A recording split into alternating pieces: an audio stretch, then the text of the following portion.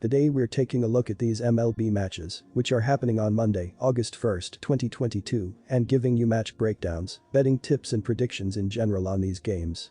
Welcome back to High Stakes, let's get straight into it. Also, don't forget to subscribe to get notified as soon as we release these sport prediction videos, and if you would like more betting tips and predictions, then check out our Patreon in the link down below. Our new Patreon is a way for us to help you improve your chances of making more money.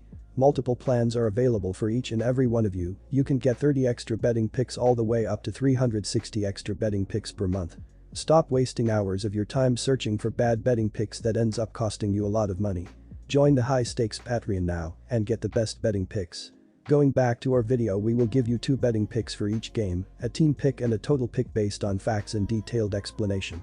So make sure to watch our videos till the end so you don't miss any of our picks. Cincinnati Reds vs Miami Marlins. Our team pick is Reds for the win. And here is why. The Reds have played some generally decent baseball since a 3-22 start and picked up a nice series win over a hot Orioles team with a narrow 3-2 victory on Sunday. Joey Votto broke a scoreless tie in the bottom of the 6th before Kyle Farmer added a sac fly later that inning, and after Baltimore fought back to tie, Brandon Drury provided the game winner with an 8th inning solo shot. Rookie starter Nick Lodolo turned in a nice outing, allowing 1 run on 4 hits and 2 walks, while striking out 7. Alexis Diaz picked up the win despite giving up a run, while Buck Farmer earned his first save of the season. Jonathan India was on base 3 times, including a double with a run scored. It was not a good month of July for the Marlins, who were overwhelmed by the Mets this weekend as the normally reliable Pablo Lopez struggled in Sunday's finale. Jacob Stallings hit an RBI single in the bottom of the 5th, but Miami was already down 7-0 at that point, and the only bright spot came in the 6th inning when Charles LeBlanc launched his first career homer. Lopez took the loss, allowing 6 runs on 12 hits in just 2.2 innings of work, striking out 1. LeBlanc added a double, while scoring 2 runs as the hot start to his career continued. The only strength of the Marlins this season has been starting pitching, and it's hard to trust Luzardo to turn in a good performance coming off such a long absence. Green is slowly getting better as his rookie season goes on, and the Reds are the significantly better offense right now. With injuries quickly catching up to them, the Marlins turned in a horrendous July at the plate, posting just a 72 WRC+. This is a good opportunity for Green to get on a roll, and at the very least the rookie has shown incredible stuff with a 28.3% strikeout rate on the season. Luzardo's innings will likely be heavily limited, and this Marlins bullpen is completely thinned out by injuries at this point. Despite the poor overall record, Cincinnati has been a capable enough team for a number of weeks now, and the Marlins are struggling badly.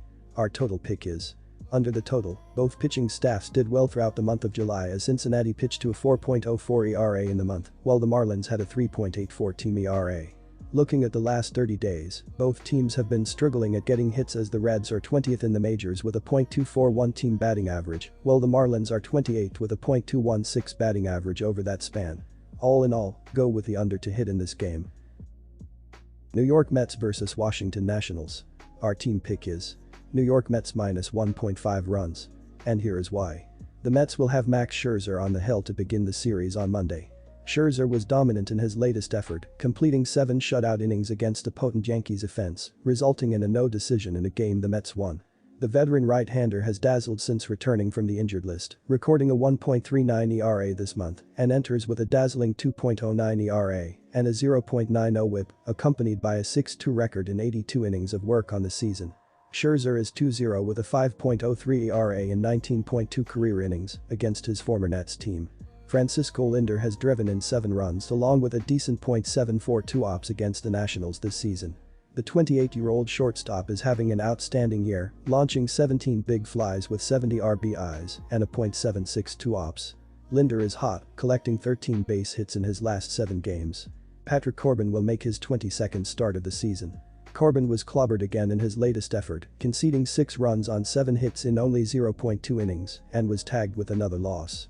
The veteran southpaw is having a disaster season, logging an abysmal 6.49 ERA and a 1.77 WHIP, accompanied by a 4-14 record in 105.1 innings of work. Corbin has squandered 9 runs in 13 innings against the Mets this season and is 5-9 with a subpar 4.51 ERA in 23 career meetings. The Nationals collected a remarkable series victory at Dodger Stadium last week and followed by losing 2 of 3 home games against the Cardinals this past weekend. They only scored 9 runs in the series. The organization will be active at the trade deadline as the rebuild continues. The Mets continue to dazzle as they have now won 6 consecutive games to widen their lead atop the division. They scored 19 runs in the 3-game sweep of the Marlins this weekend.